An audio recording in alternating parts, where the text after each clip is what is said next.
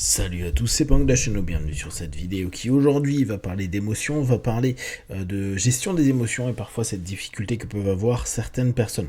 On sait par exemple quand il y a des victoires, on a pu le voir hier avec la France, le Portugal, donc ça a pu être aussi avec Roland Garros, toutes les émotions qui peuvent être vécues par les athlètes bien sûr et par les personnes autour, il peut y avoir des problématiques de gestion de l'émotion. Ça c'est dans les cas de pic. On va avoir une grosse victoire, on va avoir une information ou un événement qui peut être positif ou moins positif et qui va un peu malaxer l'esprit, mettre un peu à mal, peut-être rappeler ou potentiellement réactiver des traumas ou des problématiques passées. Du coup, la gestion de l'émotion est quelque chose de complexe. Si on sépare, et moi c'est ce que je vous propose régulièrement, qu'il y a des personnes qui sont plutôt physiques, des personnes qui sont plutôt mentales et des personnes qui sont plutôt émotionnelles, on pourrait se dire, ah bon, bah la gestion des émotions, c'est simplement pour les personnes émotionnelles. Or, c'est pas du tout le cas. La plupart du temps, les personnes qui galèrent le plus avec leurs émotions, c'est des personnes qui vont être mentales ou physiques, parce que ils vont bloquer, la plupart du temps, ce lien, cette communication qu'il peut y avoir avec l'émotion. L'émotion est pour eux dangereux, problématique, leur fait perdre contrôle ou les amène à penser à des choses qui ne sont pas ok pour eux, ce qui amène des tensions et par moments cette espèce d'observation qu'on peut avoir sur certaines personnes où on se dit mais on a l'impression qu'il a une émotion et que la personne est complètement prise par elle, alors qu'on sait que la personne est plutôt rationnelle ou plutôt intellectuelle. Mais pour eux, ils sont vraiment en lutte absolue contre l'émotion.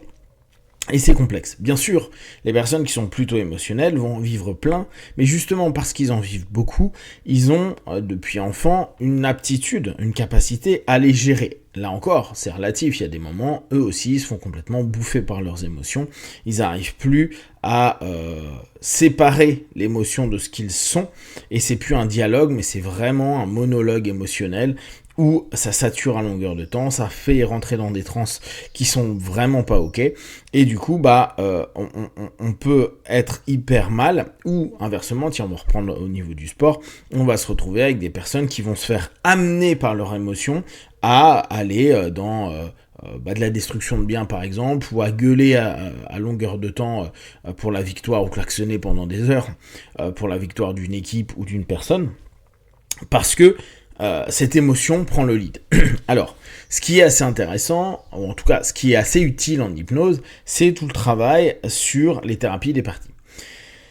Les thérapies des parties, sans automatiquement dire qu'on va réussir à gérer toutes les émotions, elles nous permettent dans un premier temps de réfléchir sur quelle partie, sur quelle émotion on a besoin de travailler. Et on a assez souvent l'impression que c'est facile, on sait quelle émotion est là et nous dérange. Quand on dit j'ai du mal à gérer mes émotions, il est intéressant de se dire j'ai du mal à gérer quelle émotion. On peut avoir l'impression qu'il y en a plusieurs, pour certains, ou pour d'autres c'est très précis. Mais du coup, on va dire par exemple je suis triste, je suis en colère. Et puis, après quelques questions, en se disant ok, si je dois parler avec cette colère, qu'est-ce qu'elle va me dire ?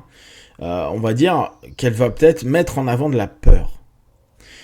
Alors après on pourrait dire oui, bon, il y a des émotions qui sont mères de toutes, alors c'est celle-ci qu'il faut traiter. Et pas vraiment. L'important c'est de déterminer quelle émotion est problématique pour vous, de la laisser s'exprimer. Donc là la thérapie des parties est plutôt cool, hein. Vous faites ça de façon très simple, mise en transe, à un certain niveau faire entrer cette émotion qui est problématique. Quand on dit faire entrer, c'est se mettre en contact avec et commencer à dialoguer avec.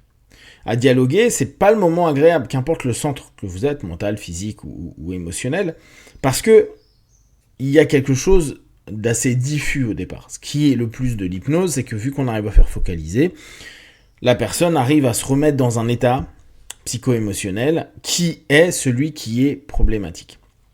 Et de là, on va permettre à notre partenaire, notre consultant, de dire ce qu'il a et ce qu'il ressent par rapport à cette émotion.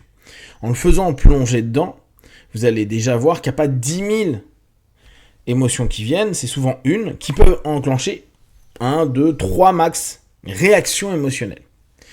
Et parfois, ces réactions émotionnelles sont des sources. Donc, en gros, on remonte à ce qui fait que, admettons, on reprend colère et on voit derrière tristesse ou peur, mais il peut y avoir aussi une émotion d'agacement ou d'être désespéré, mais qui serait à ce moment-là la réaction, la suite de la colère qui amène, je sais pas, de l'impuissance, qui amène, à déprime, dépression, etc. Donc, ce qui est intéressant, c'est que ça nous permet de voir un composant, voir comment est composé, à un moment donné, le pattern, le fonctionnement émotionnel. Ce qui est cool aussi, c'est que dans la transe, on ressent l'émotion, et du coup, ça peut amener à être dans cet échange vraiment verbal, à voir qu'est-ce qui augmente cette émotion, qu'est-ce qui apaise cette émotion.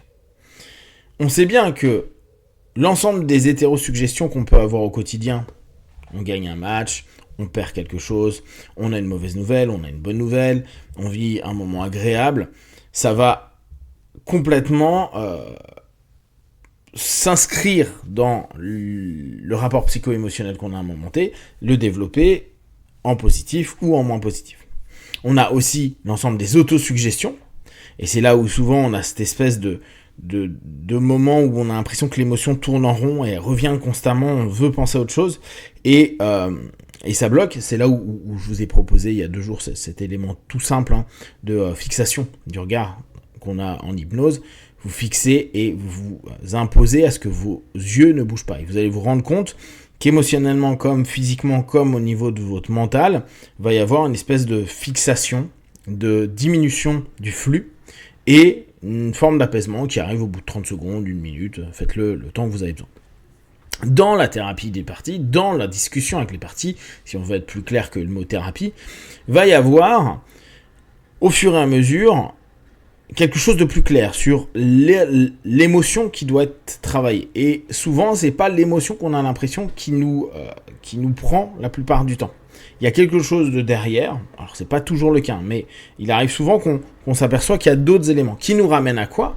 Des moments de vie, des moments non gérés, des moments traumatiques, des moments qui se sont cumulés. Alors parce que on peut se dire oui mais j'ai pas eu un trauma dur, complexe, mais le cumul de plein de petites choses qui ont blessé, touché, qui peut-être à cette époque-là ont fait que vous pouviez pas gérer votre émotion parce que vous pouviez pas l'exprimer, parce que votre expression était non comprise, parce que vous-même vous aviez une espèce de honte ou de malaise vis-à-vis de votre émotion, eh bien à ce moment-là, ce cumul fait que c'est devenu quelque chose de problématique. Quand on va partir sur ce dialogue avec les parties, notre idée, c'est toujours la même, c'est trouver une négociation. Une négociation, c'est quoi ? C'est amener à ce que l'émotion soit écoutée et comprise. Alors quand on est centre mental ou centre physique, il y a des moments où on dit « Mais non, j'ai pas envie, moi, il me saoule !» Alors que c'est quand même l'élément le plus OK. Pourquoi ? Parce que notre but à nous, c'est d'être dans un équilibre. Et on ne peut pas nier. Donc, je vous rappelle la notion en TP, tolérer, permettre, accepter. Tolérer ne serait-ce que l'émotion qui est là, qui a besoin de s'exprimer, lui donner un champ d'application, et c'est là où c'est intéressant, ou en tout cas ça peut vous amener vers quelque chose d'utile, de pouvoir trouver la façon dont vous allez répondre à cette émotion, où vous allez petit à petit exprimer l'ensemble des éléments qui a besoin d'être exprimé, qui a besoin d'être écouté, qui a besoin d'être compris. Et pensez à une chose toute simple, même si ça paraît complètement fou pour les personnes qui disent « mais j'ai du mal à gérer mes émotions, il y en a plein tout le temps », une émotion ne dure jamais longtemps. Une émotion est hyper courte. Je vous rappelle cette petite chose-là. Amusez-vous à maintenir une émotion positive de bonheur, de joie pendant 1 heure, 2 heures, c'est impossible. S'il ne se passe rien d'autre que simplement une mémoire ou peut-être un stroke extérieur, une félicitation, une attention portée par quelqu'un. Maintenir une émotion volontairement, c'est impossible. Et c'est pareil pour le négatif. C'est juste que ça boucle. Il y a plus, il y a autre chose qui se passe, puis il y a à nouveau. Et notre idée est de négocier pour qu'il n'y ait plus à nouveau. Qu'on le vive, qu'on prenne l'info. Et qu'au fur et à mesure, on puisse dealer avec et trouver des stratégies et des sorties qui puissent être dans l'écoute et en même temps dans la création d'une orientation plus OK, en prenant en compte, en tolérant cette idée à un moment donné et en faisant avec plutôt que le nier ou s'opposer.